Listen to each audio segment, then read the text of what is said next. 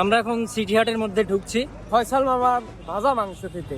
ফয়সাল মামার হোটেলে আমরা যাব, সেই উদ্দেশ্যে আমরা এসেছি। তো যেতে যেতে আপনাদেরকে আমরা ভিডিও দেখাচ্ছি।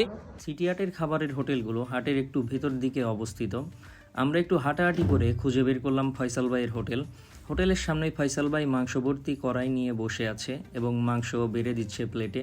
আমরা পার্টিতেই বসেছিলাম খাওয়ার জন্য, তবে এখানে চেয়ার টেবিলেরও ব্যবস্থা আছে। কেমন লাগে? আরে ভাই গাও গাও গাও, খুব টান, খুব সাদার কিছু গাও। বলে একটু করে খাইলাম তো বেজাল হবে না একটু পর পারলে যা আছে জিনিস। বাস্তা রিভিউটা দাও, কেমন ছিল খাবার?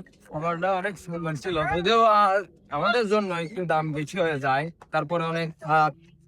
আর ভাবতে পারি এই যে এরকম স্বাদ হবে। ফয়সাল ভাইয়ের পরিমাণেও ছিল অনেক বেশি, দামও বেশি, পরিমাণও বেশি এবং ওভারঅল টেস্টটা বেশ ভালো ছিল আর কি। আমরা এখন হাটের মধ্যে দিয়ে যাচ্ছি, মানে গরু কিনবো মাত্র। অন্যরকম একটা ফিল খাইলাম যে বসে থেকে একদম হাটের মধ্যে, গ্রামীণ পরিবেশ, বেশ ভালোই লাগলো। আমরা আসলাম, রাস্তাটাও বেশ মনোরম ছিল, একদম রাজশাহীতে এমনি সব রাস্তাই পরিষ্কার। আর আমরা এটা সিটি হাটের মধ্যে আছি। এখানে দেখতে পাচ্ছেন আমার চার সাইডে গরু আছে। বলেন কাকা, ওর নাম কাবির, কাবিরের কালকে বিয়ে। কাবিলের বিয়ে।